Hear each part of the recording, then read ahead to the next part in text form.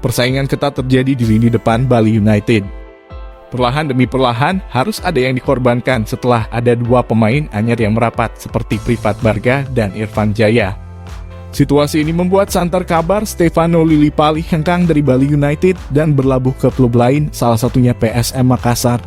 Dalam laga debut bersama Bali United, penyerang baru Bali United, Privat Barga berhasil menciptakan 1 assist dan 1 gol di laga menghadapi Barito Putra di pekan ke-18 Liga 12021 atau 2022 di Stadion Ngurah Rai Denpasar. Irfan Jaya juga mendapat porsi bermain meskipun hanya dimainkan sebagai pemain pengganti di babak kedua.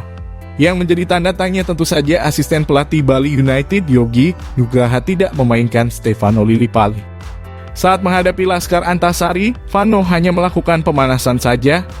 Entah apa yang terjadi, tapi itulah kenyataannya.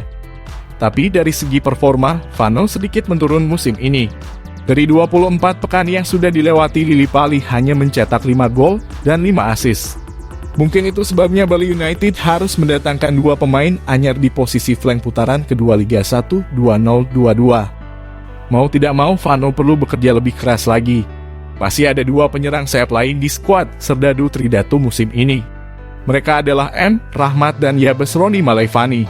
Dari 18 pekan, sudah 4 kali Vano tidak bermain. Melihat situasi ini, rumor tak sedap pun muncul. Masih ada kemungkinan pemain Bali United termasuk Vano hengkang dari Bali United.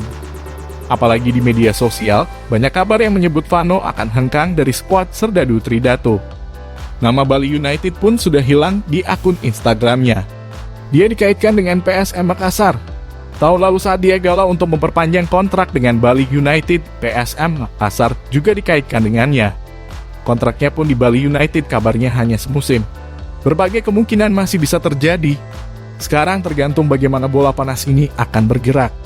Apakah Vano tetap bertahan di Bali United atau justru memilih pinangan klub lain?